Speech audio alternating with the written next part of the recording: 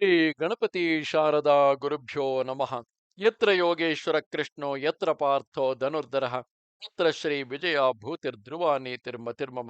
ಶ್ರೋತೃಗಳಿಗೆ ಶ್ರೀ ಅಳಸಿಂಗರಾಚಾರ್ಯ ವಿರಚಿತ ಶ್ರೀ ವ್ಯಾಸ ಮಹರ್ಷಿ ಪ್ರಣೀತ ಶ್ರೀಮನ್ ಮಹಾಭಾರತದ ದ್ರೋಣ ಪರ್ವದಲ್ಲಿ ಭೂರಿಶ್ರವಸ್ಸು ಅರ್ಜುನನ ಕಾರ್ಯಕ್ಕಾಗಿ ಅವನನ್ನು ನಿಂದಿಸಿ ಪ್ರಾಯೋಪವೇಶವನ್ನು ಹಿಡಿದಿದ್ದಾಗ ಸಾತ್ಯಕೆಯು ಅವನ ತಲೆಯನ್ನು ಕಡಿದುದು ಎಂಬ 143ನೆಯ ಅಧ್ಯಾಯಕ್ಕೆ ಸ್ವಾಗತ. ಸಂಜಯನು ಧೃತರಾಷ್ಟ್ರನನ್ನು ಕುರಿತು ಹೇಳುತ್ತಿರುವನು. ರಾಜೇಂದ್ರ, ಭೂರಿಶ್ರವಸ್ಸಿನ ತೋಳು ಖಡ್ಗ ಸಹಿತವಾಗಿ ಮುರಿದು ಕೆಳಗೆ ಬಿದ್ದಿತು. ಅದನ್ನು ನೋಡುತ್ತಿದ್ದ ಪ್ರಾಣಿಗಳಿಗೆಲ್ಲ ಅನಿರ್ವಚನೀಯವಾದ ವ್ಯಸನ ಉಂಟಾಯಿತು. ಉತ್ಸವಾಂತದಲ್ಲಿ ಇಂದ್ರ ಧ್ವಜವು ಯಂತ್ರದಿಂದ ಕೆಳಕ್ಕೆ ಕೆಡಗಲ್ಪಟ್ಟಂತೆ ಅದೃಶ್ಯನಾಗಿದ್ದ ಅರ್ಜುನನಿಂದ ಭೂರಿಶ್ರವಸ್ಸಿನ ಮೇಲೆತ್ತಿದ ತೋಳು ಕತ್ತರಿಸಲ್ಪಟ್ಟು 5 ಹೆಡೆಯ ಸರ್ಪದಂತೆ ನೆಲಕ್ಕೆ ಬಿದ್ದಿತು. ಆಗ ಭೂರಿಶ್ರವಸ್ಸು ಸಾತ್ವಿಕಿಯನ್ನು ಬಿಟ್ಟು ಅರ್ಜುನನನ್ನು ನಿಂದಿಸತೊಡಗಿದನು.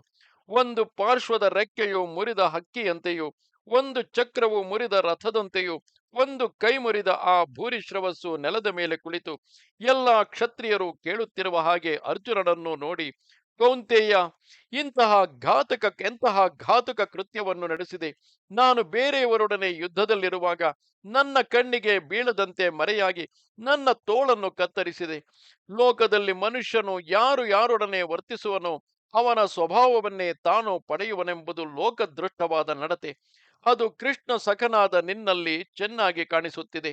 ನಿನ್ನ ಅಣ್ಣನಾದ ಧರ್ಮರಾಜನು ಭೂರಿಶ್ರವಸ್ಸು ಯಾವ ಕಾರ್ಯವನ್ನು ನಡೆಸುತ್ತಿದ್ದಾಗ ನೀನು ಹೊಡೆದೆ ಎಂದು ನಿನ್ನನ್ನು ಕೇಳಿದರೆ ನೀನೇನು ಹೇಳುವೆ? ಇಂತಹ ಅಸ್ತ್ರ ಪ್ರಯೋಗವು ನಿನಗೆ ಇಂದ್ರನಿಂದ ಬಂದಿತೆ, ಮಹಾತ್ಮನಾದ ರುದ್ರನಿಂದ ಬಂದಿತೆ, ಅಥವಾ ಆಚಾರ್ಯನಾದ ದ್ರೋಣ ಕೃಪರಿಂದ ಇದನ್ನು ಕಲಿತೆಯೋ? ನೀನು ಅಸ್ತ್ರ ಧರ್ಮಗಳನ್ನು ತಿಳಿದವನು. ಇತರರಿಗಿಂತಲೂ ನೀನು ಅಸ್ತ್ರವಿದ್ಯೆಯಲ್ಲಿ ಮೇಲೆನಿಸಿಕೊಂಡವನು. ನಿನ್ನೊಡನೆ ಯುದ್ಧಕ್ಕೆ ಬಾರದ ನನ್ನನ್ನು ಹೊಡೆಯಲು ನಿನಗೆ ಹೇಗೆ ಮನಸ್ಸು ಬಂದಿತು?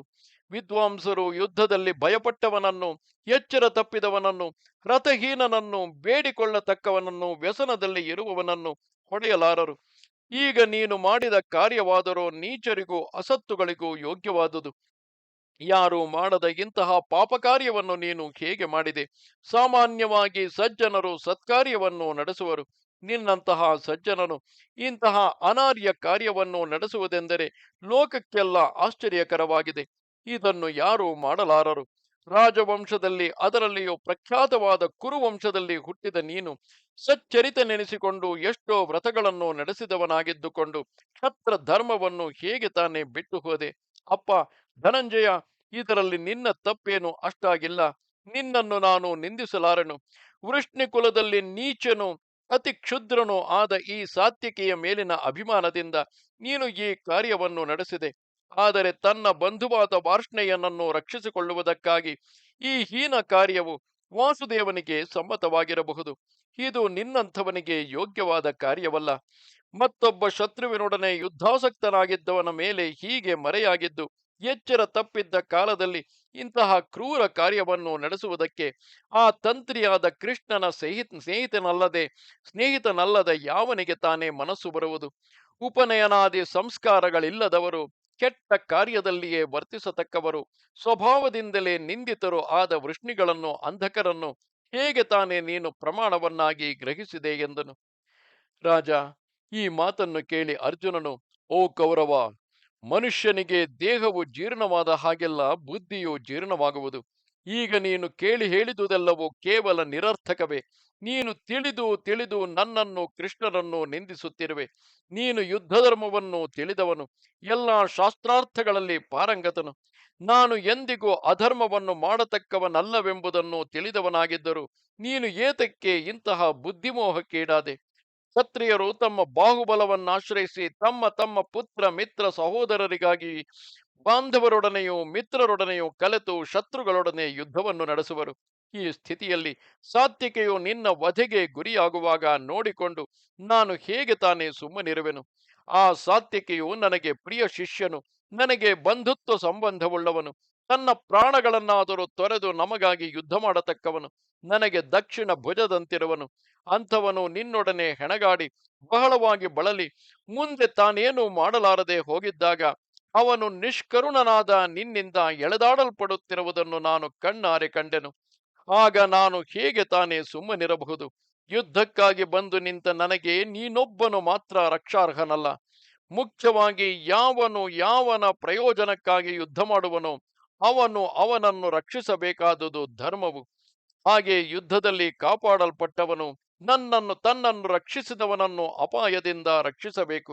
ಓ ಕೌರವ ರಾಜ, ಈಗ ನಾನು ನಿನ್ನ ಕೊಲೆಗೀಡಾಗುತ್ತಿದ್ದ ಸಾತ್ವಿಕೆಯನ್ನು ನೋಡುತ್ತಾ ಸುಮ್ಮನಿದ್ದಿದ್ದ ಪಕ್ಷದಲ್ಲಿ ಅವನನ್ನು ಕಳೆದುಕೊಳ್ಳುವುದಲ್ಲದೆ ನಾನು ನರಕಕ್ಕೂ ಹೋಗಬೇಕಾಗಿದ್ದಿತು. ನಾನು ಅವನನ್ನು ಕಾಪಾಡಬೇಕಾದ ಅವಶ್ಯಕತೆ ಇದ್ದುದರಿಂದಲೇ ಹಾಗೆ ಪ್ರವರ್ತಿಸಿದೆನು. ಮಿತ್ರನನ್ನು ರಕ್ಷಿಸುವುದರಿಂದ ಕೀರ್ತಿಯುಂಟು, ಸ್ವಪಕ್ಷದವರ ಆದರವುಂಟು, ಮಿತ್ರ ರಕ್ಷಣದಿಂದ ಅನೇಕ ಫಲಗಳುಂಟು. ಕೃಷ್ಣನ ಸಹವಾಸದಿಂದ ನಾನು ಕೆಟ್ಟು ಹೋದೆನೆಂದು ನೀನು ನಿಂದಿಸಿದೆ. ಇದೇ ನಿನ್ನ ಬುದ್ಧಿ ಭ್ರಮವೆಂದು ತಿಳಿ. ಆ ಕೃಷ್ಣನೊಡನೆ ಸಹವಾಸವನ್ನು ಬಯಸದವನಾವನು. ರಾಜ, ಯುದ್ಧ ಕವಚವನ್ನು ಧರಿಸಿ ಸರ್ವಾಯುಧಗಳನ್ನು ಸಿದ್ಧಪಡಿಸಿಟ್ಟುಕೊಂಡು ಯುದ್ಧ ರಥವನ್ನೇರಿ ಕುಳಿತು ತನಗೆ ಎದುರಾಗಿ ಬರುವ ವೈರಿಗಳನ್ನೇ ನಿರೀಕ್ಷಿಸುತ್ತಾ ತನ್ನ ಮಿತ್ರ ರಾಜರ ಬಲದೊಡನೆಯೂ ಕೂಡಿದ ಪರಾಕ್ರಮಿಯೊಡನೆ ಯುದ್ಧ ಮಾಡುವುದು ನಿನಗೆ ಯೋಗ್ಯವೇ ಹೊರತು, ಏಕಾಕಿಯಾದ ಮತ್ತು ಅಸಹಾಯನಾದ ಈ ಸಾತ್ವಿಕಿಯೊಡನೆ ಸರ್ವ ಸನ್ನಾಹದಿಂದಲೂ ಕೂಡಿದ ನೀನು ಯುದ್ಧಕ್ಕೆ ಬಂದುದು ನಿನಗೆ ಯೋಗ್ಯವೇ ಅಲ್ಲ.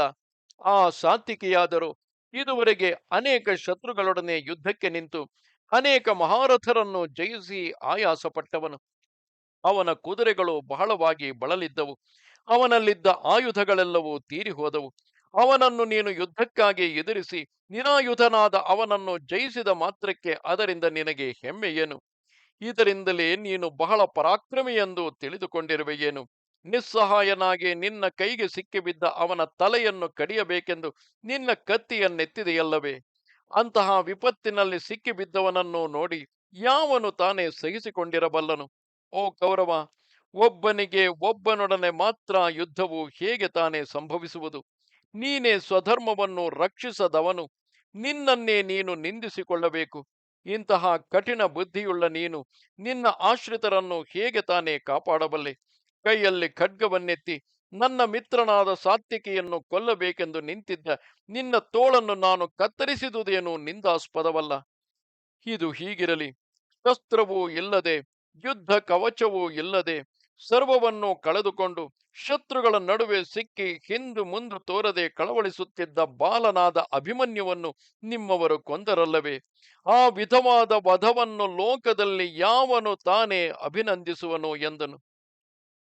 ಅರ್ಜುನನ ಈ ಮಾತನ್ನು ಕೇಳಿ ಯೂಪಧ್ವಜನೆಂದು ಪ್ರಸಿದ್ಧನಾದ ಭೂರಿಶ್ರವಸ್ಸು ಇನ್ನು ಮೇಲೆ ಈ ಯುದ್ಧದಿಂದ ಪ್ರಯೋಜನವಿಲ್ಲವೆಂದು ಜಿಹಾಸೆಗೊಂಡು ಸಾತ್ವಿಕೆಯನ್ನು ಬಿಟ್ಟು ಹೋಗಿ ಆ ರಣರಂಗದಲ್ಲಿಯೇ ಮರಣಾಂತದವರೆಗೆ ತಾನು ಆಹಾರವನ್ನು ತೆಗೆದುಕೊಳ್ಳುವುದಿಲ್ಲವೆಂಬ ಸಂಕಲ್ಪದಿಂದ ಪ್ರಾಯೋಪವೇಶವನ್ನು ಆರಂಭಿಸಿದನು.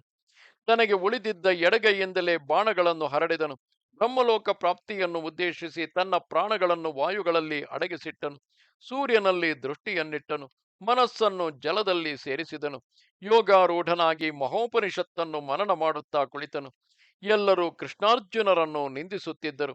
ಅನೇಕ ಯಾಗಗಳನ್ನು ಮಾಡಿ ಭೂರಿ ದಕ್ಷಿಣೆಗಳನ್ನು ಕೊಟ್ಟು ಯೂಪವನ್ನೇ ತನ್ನ ಧ್ವಜ ಚಿಹ್ನವಾಗಿಟ್ಟುಕೊಂಡು ಯಜ್ಞಶೀಲನೆಂದು ಭೂರಿ ದಕ್ಷಿಣನೆಂದು ಪ್ರಸಿದ್ಧಿಗೊಂಡ ಆ ಭೂರಿಶ್ರವಸ್ಸನ್ನು ಪ್ರತಿಯೊಬ್ಬರೂ ಪ್ರಶಂಸೆ ಮಾಡುತ್ತಿದ್ದರು. ಜನಗಳು ತಮ್ಮನ್ನು ಕುರಿತು ಹೇಳಿದ ನಿಂದಾ ವಾಕ್ಯವನ್ನು ಕೇಳಿಯೂ ಕೃಷ್ಣಾರ್ಜುನರು ಪ್ರತಿಯಾಗಿ ಬಾಯೆತ್ತದೆ ನಿಂದಿಸಿದವರನ್ನು ನಿಂದಿಸದೆ ಸುಮ್ಮನಿದ್ದರು. ಅದರಂತೆಯೇ ಭೂರಿಶ್ರವಸ್ಸು ಕೂಡ ತನ್ನನ್ನು ಕುರಿತು ಜನಗಳು ಹೇಳಿದ ಪ್ರಶಂಸಾ ವಾಕ್ಯಗಳನ್ನು ಕೇಳಿ ಸಂತೋಷಿಸಲಿಲ್ಲ. ಮಹಾರಾಜ, ಪ್ರಾಯಕವಾಗಿ ನಿನ್ನ ಮಕ್ಕಳೇ ಕೃಷ್ಣಾರ್ಜುನರನ್ನು ಬಹಳವಾಗಿ ನಿಂದಿಸುತ್ತಿದ್ದರು. ಅರ್ಜುನನಿಗೆ ಆ ನಿಂದಾ ವಾಕ್ಯಗಳು ದುಸ್ಸಹವಾಯಿತು. ಮನಸ್ಸಿನಲ್ಲಿ ಮಾತ್ರ ಅವನಿಗೆ ಕೋಪವು ಉಕ್ಕುತ್ತಿದ್ದಿತು. ಕೋಪವನ್ನು ತೋರಿಸಿಕೊಳ್ಳದೆ ಅವರ ಚರ್ಯೆಗಳನ್ನೇ ಅವರಿಗೆ ಜ್ಞಾಪಿಸುವಂತೆ ಹೀಗೆಂದನು. ಎಲೈ, ನಿನ್ನ ಮಹಾವ್ರತವನ್ನು ಎಲ್ಲ ರಾಜರು ತಿಳಿದೇ ಇರುವರು. ನನ್ನ ಬಾಣವು ಬೀಳುವಷ್ಟು ದೂರದಲ್ಲಿ ನನ್ನ ಕಡೆಯವನು ಯಾವನಿದ್ದರೂ ಅವನನ್ನು ಕೊಲ್ಲಲು ಬೇರೊಬ್ಬನಿಗೆ ಸಾಧ್ಯವಿಲ್ಲ. ಈ ಯೂಪಧ್ವಜನ ದುಸ್ಥಿತಿಯನ್ನು ನೋಡಿ ಕನಿಕರಗೊಂಡ ನೀವು ನನ್ನನ್ನು ಹೀಗೆ ನಿಂದಿಸುವುದು ಉಚಿತವಲ್ಲ. ಧರ್ಮವನ್ನು ತಿಳಿಯದೆ ಇತರರನ್ನು ದೂಷಿಸಬಾರದು. ಶಸ್ತ್ರಹೀನನಾಗಿ ವಿರಥನಾಗಿ ಕವಚವು ಹರಿದು ಹೋಗಿದ್ದ ಬಾಲನಾದ ಅಭಿಮನ್ಯುವನ್ನು ಕೌರವರು ಅನ್ಯಾಯದಿಂದ ಕೊಂದಾಗ ಅವರನ್ನು ಕುರಿತು ನೀವೇಕೆ ನಿಂದಿಸಲಿಲ್ಲ? ಕ್ಷುದ್ರನು ನ್ಯಾಯದಲ್ಲಿ ನಿಲ್ಲದವನು ಆದ ದುಷ್ಟ ದುರ್ಯೋಧನನಿಗೆ ಸರ್ವ ವಿಧದಲ್ಲಿಯೂ ಸಹಾಯ ಮಾಡಬೇಕೆಂದು ಬಂದ ಈ ಭೂರಿಶ್ರವಸ್ಸಿನ ವಿಷಯದಲ್ಲಿ ನಾನು ನಡೆಸಿದುದೇನು ತಪ್ಪಲ್ಲ. ಪ್ರಾಣಾಪಾಯ ಒದಗಿದ ನಮ್ಮವರನ್ನು ನಾವು ರಕ್ಷಿಸಬೇಕಾದುದೇ ಧರ್ಮವು. ಅದರಲ್ಲಿಯೂ ನನ್ನ ಕಣ್ಣಿದಿರಾಗಿ ನಡೆಯುತ್ತಿದ್ದ ಈ ಕೊಲೆಯನ್ನು ನಾನು ಸಹಿಸಲಾರೆನು. ಇದು ನನ್ನ ದೃಢವಾದ ನಿಶ್ಚಯವು. ಸಾತ್ವಿಕೆಯು ವಿವಶನಾಗಿ ಈ ಭೂರಿಶ್ರವಸ್ಸಿನ ಕೈಗೆ ಸಿಕ್ಕಿಬಿದ್ದನು. ಅದನ್ನು ನೋಡಿ ನಾನು ಸ್ವಜನ ರಕ್ಷಣವೆಂಬ ಪ್ರತಿಜ್ಞೆಯನ್ನು ಪಾಲಿಸುವುದಕ್ಕಾಗಿ ಈ ಕಾರ್ಯವನ್ನು ನಡೆಸಬೇಕಾಯಿತು ಎಂದನು. ಧೃತರಾಷ್ಟ್ರ ಮಹಾರಾಜ ಹೀಗೆ ಅರ್ಜುನನು ತನ್ನ ಕಾರ್ಯವು ಯುಕ್ತವೆಂದು ವಾದಿಸಿದರು. ಭೂರಿಶ್ರವಸ್ಸಿನ ವಿಷಯದಲ್ಲಿ ತಾನು ಮಾಡಿದ ಕಾರ್ಯಕ್ಕಾಗಿ ಅವನ ಮನಸ್ಸಿನಲ್ಲಿಯೂ ಪಶ್ಚಾತ್ತಾಪವು ಹೆಚ್ಚುತ್ತಿದ್ದಿತು. ಆಗ ಮಹಾವ್ಯಸನದಿಂದ ಅವನು ಆ ಭೂರಿಶ್ರವಸ್ಸನ್ನು ನೋಡಿ, ಓ ಪುರುಷ ಶ್ರೇಷ್ಠ, ಈ ನಮ್ಮ ಕ್ಷತ್ರ ಧರ್ಮ ಎಂಬುದನ್ನು ಸುಡಬೇಕು. ಅನೇಕರನ್ನು ರಕ್ಷಿಸತಕ್ಕವನು, ಅನೇಕರಿಗೆ ಅಭಯಪ್ರದನು ಆದ ನೀನೇ ಈ ಅವಸ್ಥೆಗೆ ಗುರಿಯಾದೆಯಲ್ಲವೇ? ಯಮನಿಗೆ ಮಾಡಬಾರದ ಕಾರ್ಯವೊಂದೂ ಇಲ್ಲ. ಕುರುಕುಲ ಶ್ರೇಷ್ಠನಾದ ನೀನೇ ಇಂತಹ ಸ್ಥಿತಿಗೆ ಬಂದ ಮೇಲೆ ನಿನ್ನ ಪುಣ್ಯಕ್ಕೇನು ಫಲವಿಲ್ಲದಂತಾಯಿತು. ಯಾವನ ದೆಸೆಯಿಂದ ಪುರುಷ ಸಿಂಹನೆನಿಸಿದ ನೀನು ಈ ದುರ್ದಶೆಗೆ ಈಡಾದೆಯೋ ಅಂತಹ ದುರ್ಯೋಧನನಿಗೆ ರೌರವವೆಂಬ ಭಯಂಕರವಾದ ನರಕವೇ ಗತಿ ಎಂಬುದು ನಿಶ್ಚಯವು. ಓ ಪುರುಷೋತ್ತಮ, ಸ್ವಜನ ರಕ್ಷಣವೆಂಬ ಪ್ರತಿಜ್ಞೆಗೆ ಮಾತ್ರ ಬದ್ಧನಾಗದಿದ್ದರೆ ನನ್ನಂಥವನಿಗೆ ನಿನ್ನಂತಹ ಮಹಾಪುರುಷನನ್ನು ಕೊಲ್ಲಲು ಎಂದಿಗಾದರೂ ಮನಸ್ಸು ಬರುತ್ತಿದ್ದಿದೆ ಎಂದನು. ಅರ್ಜುನನ ಈ ಕನಿಕರದ ಮಾತನ್ನು ಕೇಳಿ ಭೂರಿಶ್ರವಸ್ಸು ತನ್ನ ತಲೆಯನ್ನು ಭೂಮಿಗೆ ಸೋಕಿಸಿದನು. ಮುರಿದು ಬಿದ್ದಿದ್ದ ತನ್ನ ಬಲದೋಳನ್ನು ತನ್ನ ಎಡಗೈಯಿಂದ ಎತ್ತಿ ಅರ್ಜುನನ ಕಡೆಗೆ ಬಿಸುಟನು. ಅರ್ಜುನನ ಮಾತುಗಳನ್ನೆಲ್ಲ ಕೇಳಿ ತಲೆಯನ್ನು ತಗ್ಗಿಸಿ ಸುಮ್ಮನಿದ್ದನು. ಆಗ ತಿರುಗಿ ಅರ್ಜುನನು ಭೂರಿಶ್ರವಸ್ಸನ್ನು ಕುರಿತು, ಶಲಾಗ್ರಜ, ಓ ಯೂಪಧ್ವಜ, ಧರ್ಮರಾಜನಲ್ಲಿಯೂ ಭೀಮನಲ್ಲಿಯೂ ನಕುಲ ಸಹದೇವರಲ್ಲಿಯೂ ನನಗೆ ಎಂತಹ ಪ್ರೀತಿಯುಂಟೋ ಅದೇ ಸಹೋದರ ಪ್ರೀತಿಯು ನಿನ್ನಲ್ಲಿಯೂ ಇರುವುದು. ಶ್ರೀಕೃಷ್ಣನೊಡನೆ ನಾನು ಈಗ ನಿನಗೆ ಅನುಮತಿಯನ್ನು ಕೊಟ್ಟಿರುವೆನು. ಉಶೀನರ ಪುತ್ರನಾದ ಶಿಬಿಯು ಹೇಗೋ ಹಾಗೆ ನೀನು ಉತ್ತಮ ಪುಣ್ಯಶಾಲಿಗಳ ಲೋಕವನ್ನು ಹೊಂದುವವನಾಗು ಎಂದನು. ಆಗ ಕೃಷ್ಣನು ಮುಂದೆ ಬಂದು ಭೂರಿಶ್ರವಸ್ಸನ್ನು ನೋಡಿ, ಓ ಮಹಾತ್ಮ, ನೀನು ಎಡಬಿಡದೆ ಯಾವಾಗಲೂ ಅಗ್ನಿಹೋತ್ರವನ್ನು ನಡೆಸುತ್ತಿದ್ದವನು. ಆದುದರಿಂದ ಬ್ರಹ್ಮನೇ ಮೊದಲಾದ ದೇವತೆಗಳು ಆಶಿಸತಕ್ಕವುಗಳಾಗಿ ಪ್ರಕಾಶ ವಿಶಿಷ್ಟಗಳಾಗಿ ಶುದ್ಧವಾಗಿರುವ ನನ್ನ ಲೋಕಗಳು ಯಾವುವುಂಟೋ ಅವುಗಳನ್ನು ನೀನು ಬೇಗನೆ ಸೇರುವವನಾಗು. ಅಲ್ಲಿ ನನಗೆ ಸಮಾನನಾಗಿ ನನ್ನ ವಾಹನವಾದ ಗರುಡನ ಬೆನ್ನಿನ ಮೇಲೆ ಸಂಚರಿಸತಕ್ಕವನಾಗಿ ನೀನು ಸುಖದಿಂದಿರು ಎಂದನು. ಹೀಗೆ ಕೃಷ್ಣ ಧನಂಜಯರಿಬ್ಬರು ಭೂರಿಶ್ರವಸ್ಸಿನಲ್ಲಿ ಕನಿಕರದಿಂದ ಮಾತಾಡುವುದನ್ನು ಕೇಳಿ ಎಲ್ಲ ಸೈನಿಕರು ತಲೆಯನ್ನು ತಗ್ಗಿಸಿ ನಿಂತಿದ್ದರು. ಅಷ್ಟರಲ್ಲಿಯೇ ಸಾತ್ಯಕಿಗೆ ಕೋಪದಿಂದ ಮೈ ತಿಳಿಯದಂತಾಯಿತು. ಒಂದು ಮುಹೂರ್ತ ಕಾಲದವರೆಗೆ ಸುಮ್ಮನಿದ್ದು ಆ ಭೂರಿಶ್ರವಸ್ಸು ತನಗೆ ಮಾಡಿದ ಭಂಗವನ್ನು ನೆನೆಸಿಕೊಂಡು ಮೈ ತಿಳಿಯದ ಕ್ರೋಧಾವೇಶದಿಂದ ಮೇಲಕ್ಕೆದ್ದು ಆ ಭೂರಿಶ್ರವಸ್ಸಿನ ತಲೆಯನ್ನು ಕತ್ತರಿಸುವುದಕ್ಕಾಗಿ ಕತ್ತಿಯನ್ನೆತ್ತಿಕೊಂಡನು. ಮೊದಲೇ ಅರ್ಜುನನಿಂದ ಹತಪ್ರಾಯನಾಗಿ ಪ್ರಾಯೋಪವೇಶವನ್ನು ಹಿಡಿದು ಮಲಗಿದ್ದ ನಿರಪರಾಧಿಯು ಯಜ್ಞಶೀಲನು ಆದ ಆ ಭೂರಿಶ್ರವಸ್ಸನ್ನು ಕೊಂದು ಬಿಡಬೇಕೆಂಬ ಪಾಪ ಬುದ್ಧಿಯು ಸಾತ್ವಿಕೆಯ ಮನಸ್ಸಿಗೆ ಹುಟ್ಟಿತು. ಈ ಸಾತ್ವಿಕೆಯ ಪ್ರಯತ್ನವನ್ನು ನೋಡಿ ಎಲ್ಲ ಸೈನಿಕರು ಬೇಡ ಬೇಡವೆಂದು ಕೂಗಿಕೊಂಡರು. ಎಲ್ಲರೂ ಸಾತ್ವಿಕೆಯನ್ನು ನಿಂದಿಸತೊಡಗಿದರು. ಕೃಷ್ಣಾರ್ಜುನರಿಬ್ಬರು ಬೇಡ ಬೇಡವೆಂದು ಸಾತ್ವಿಕೆಯನ್ನು ತಡೆಯುತ್ತಿದ್ದರು. ಭೀಮನು, ಸಾತ್ವಿಕೆಯ ಚಕ್ರರಕ್ಷಕರು, ಅಶ್ವತ್ಥಾಮನು, ಕೃಪನು, ಕರ್ಣನು, ವೃಷಸೇನನು, ಸೈಂಧವನು ಬೇಡ ಬೇಡವೆಂದು ಕೂಗಿಕೊಳ್ಳುತ್ತಿದ್ದರು. ಸೈನ್ಯಗಳಲ್ಲಿ ಹಾಹಾಕಾರವೆದ್ದಿತು. ಹೀಗಿದ್ದರೂ ಕೂಡ ಸಾತ್ವಿಕೆಯು ಕ್ರೂರ ಬುದ್ಧಿಯಿಂದ ತೋಳು ಮುರಿದು ಪ್ರಾಯೋಪವೇಶ ವ್ರತವನ್ನು ಹಿಡಿದು ಕುಳಿತಿದ್ದ ಭೂರಿಶ್ರವಸ್ಸಿನ ಕಂಠವನ್ನು ತನ್ನ ಕತ್ತಿಯಿಂದ ಕಡಿದು ಅವನ ತಲೆಯನ್ನು ಹಾರಿಸಿಬಿಟ್ಟನು. ಸಾತ್ವಿಕೆಯು ನಡೆಸಿದ ಈ ಕ್ರೂರ ಕಾರ್ಯವು ಸೈನ್ಯಗಳಲ್ಲಿ ಯಾರ ಮನಸ್ಸಿಗೂ ಸಮ್ಮತವಾಗಲಿಲ್ಲ. ಆ ಭೂರಿಶ್ರವಸ್ಸು ಸಾಮಾನ್ಯನಲ್ಲ, ಕುರುಕುಲ ಶ್ರೇಷ್ಠನು, ಇಂದ್ರನಿಗೆ ಸಾಟಿಯಾದವನು, ರಣಾಂಗಣದಲ್ಲಿ ಪ್ರಾಯೋಪವೇಶ ವ್ರತವನ್ನು ಹಿಡಿದಿದ್ದವನು. ಅಂಥವನ ಈ ಸ್ಥಿತಿಯನ್ನು ನೋಡಿ ದೇವ ಮಾನವ ಸಿದ್ಧ ಚಾರಣರೆಲ್ಲರೂ ಕನಿಕರದಿಂದ ಅವನನ್ನು ಪ್ರಶಂಸಿಸಿದರು. ಎಲ್ಲರೂ ಅವನ ಯಜ್ಞಶೀಲತೆಯನ್ನು, ಅವನ ದಾನಾದಿ ಸತ್ಕಾರ್ಯಗಳನ್ನು ಕೊಂಡಾಡಿದರು. ಅವನ ಕೊಲೆಗಾಗಿ ಎಲ್ಲರೂ ಆಶ್ಚರ್ಯಪಡುತ್ತಿದ್ದರು. ಆಗಲೂ ಕೆಲವರು ಸಾತ್ವಿಕೆಯ ಪಕ್ಷವನ್ನು ಹಿಡಿದು ಇದರಲ್ಲಿ ಸಾತ್ವಿಕೆಯ ಅಪರಾಧವೇನೂ ಇಲ್ಲ, ಅದು ಹಾಗೆ ನಡೆಯಬೇಕಾಗಿದ್ದುದು ನಡೆದು ಹೋಯಿತು. ಕೋಪವೆಂಬುದು ಎಂತಹವರಿಗೂ ದುಸ್ಸಹವೇ, ಸಾತ್ವಿಕೆಯ ಮೇಲೆ ಕೋಪಿಸಬಾರದು. ಮುಖ್ಯವಾಗಿ ಸಾತ್ಯಕಿಯ ಕೈಯಿಂದ ಭೂರಿಶ್ರವಸ್ಸು ಸಾಯಬೇಕಾಗಿದ್ದಿತು. ಬ್ರಹ್ಮನೇ ಸಾತ್ಯಕಿಯನ್ನು ಭೂರಿಶ್ರವಸ್ಸಿಗೆ ಮೃತ್ಯುವಾಗಿ ಸೃಷ್ಟಿಸಿದ್ದನು. ಅಲ್ಲದೆ ಪ್ರಾಣಿಯು ಲೋಕದಲ್ಲಿ ಹುಟ್ಟಿದ ಮೇಲೆ ಇಂದೋ ನಾಳೆಯೋ ಸಾಯಲೇಬೇಕು.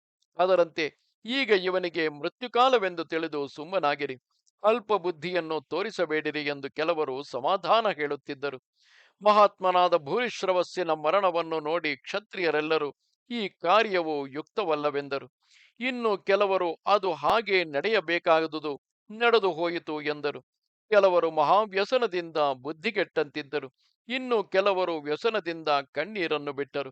ಮಹಾರಾಜ, ಅಲ್ಲಿದ್ದ ಸೈನಿಕರ ನಿಂದಾ ವಾಕ್ಯಗಳನ್ನು ಕೇಳಿ ಸಾತ್ಯಕಿಗೆ ಸಹಿಸಲಾರದ ಕೋಪ ಉಂಟಾಯಿತು.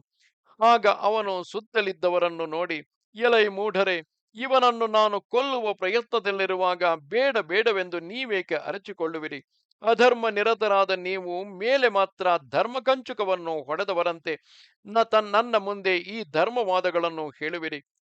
ಇನ್ನು ಬಾಲನಾದ ಸುಭದ್ರಾ ಕುಮಾರನನ್ನು ನೀವೆಲ್ಲರೂ ಸೇರಿ ಶಸ್ತ್ರಹೀನನನ್ನಾಗಿ ಮಾಡಿ ನಿರಾಯುಧನಾಗಿದ್ದಾಗ ಅವನನ್ನು ಕೊಂದವರಲ್ಲವೇ? ಆಗ ನಿಮಗೆ ಈ ಧರ್ಮ ಬುದ್ಧಿಯು ಎಲ್ಲಿ ಹೋಗಿದ್ದಿತು?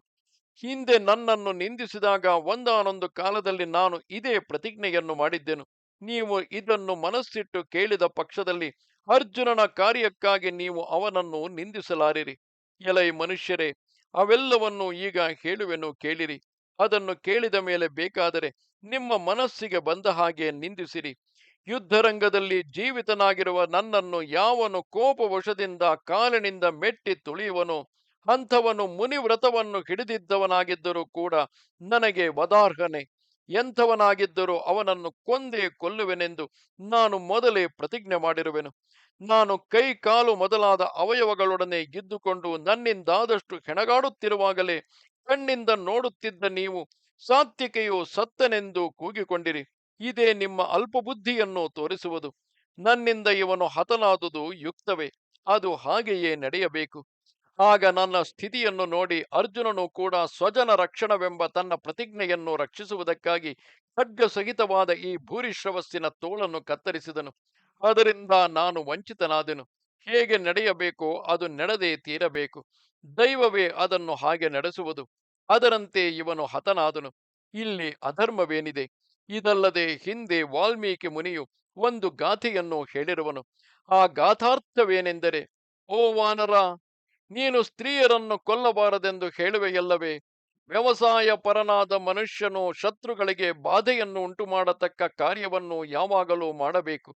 ಅದೇ ಅವನ ಕರ್ತವ್ಯವು ಎಂದು ಆ ಗಾಥೆಯ ಅರ್ಥವು. ನಾನು ಈಗ ಅದೇ ಕಾರ್ಯವನ್ನು ನಡೆಸಿದನು. ನೀವು ಮೂಢರಂತೆ ನನ್ನನ್ನೇಕೆ ನಿಂದಿಸುವಿರಿ ಎಂದನು. ಈ ಮಾತನ್ನು ಕೇಳಿ ಕೌರವರೆಲ್ಲರೂ ಯಾವ ಮಾತನ್ನು ಆಡದೆ ಮೌನದಿಂದಿದ್ದರು. ಮನಸ್ಸಿನಲ್ಲಿ ಮಾತ್ರ ಭೂರಿಶ್ರವಸ್ಸನ್ನು ಅಭಿನಂದಿಸುತ್ತಿದ್ದರು. ಅವನು ಮಹಾಯಾಗಗಳಿಂದ ಶುದ್ಧನಾದವನು, ಮಹಾ ಯಶಸ್ವಿ, ಸಹಸ್ರ ಭೂರಿ ದಕ್ಷಿಣೆಗಳನ್ನು ಕೊಟ್ಟವನು, ರಾಜನಾದರೂ ವನವಾಸಿಯಾದ ಋಷಿಯಂತಿದ್ದವನು. ಆ ಭೂರಿಶ್ರವಸ್ಸಿನ ಕೊಲೆಯನ್ನು ಅಲ್ಲಿ ಯಾರೂ ಅಭಿನಂದಿಸಲಿಲ್ಲ. ಕಪ್ಪಾದ ಕೂದಲುಗಳಿಂದಲೂ ಪಾರಿವಾಳದ ಕಣ್ಣುಗಳಂತೆ ಕೆಂಪಾದ ಕಣ್ಣುಗಳಿಂದಲೂ ಕೂಡಿದ ಆ ಭೂರಿಶ್ರವಸ್ಸಿನ ತಲೆಯು ಹವಿಶ್ಶಾಲೆಯ ನಡುವೆ ಅಶ್ವಮೇಧದಿಂದ ವಧಿಸಲ್ಪಟ್ಟ ಕುದುರೆಯ ಪವಿತ್ರವಾದ ತಲೆಯಂತೆ ಕಾಣಿಸುತ್ತಿದ್ದಿತು. ಯುದ್ಧದಲ್ಲಿ ತನ್ನ ಶಕ್ತಿಯನ್ನು ತೋರಿಸಿ ಅದೇ ಯುದ್ಧದಲ್ಲಿ ಶಸ್ತ್ರ ಪ್ರಹಾರದಿಂದ ಪರಿಶುದ್ಧನಾದ ಆ ಭೂರಿಶ್ರವಸ್ಸು ದೇಹವನ್ನು ಬಿಟ್ಟರು ತನ್ನ ಧರ್ಮಕೀರ್ತಿಯನ್ನು ಲೋಕಕ್ಕೆಲ್ಲ ಹರಡಿ ಉತ್ತಮವಾದ ಪರಗತಿಯನ್ನು ಹೊಂದಿದನು. ಇದು 143ನೆಯ ಅಧ್ಯಾಯವು. ನಮಸ್ತೆ ಶಾರದೆ ದೇವಿ, ಕಾಶ್ಮೀರ ಪುರವಾಸಿನಿ, ತ್ವಾಮಹಂ ಪ್ರಾರ್ಥಯೇ ನಿತ್ಯಂ, ವಿದ್ಯಾದಾನಂಚ ದೇಹಿಮೆ. ನಮಸ್ಕಾರ.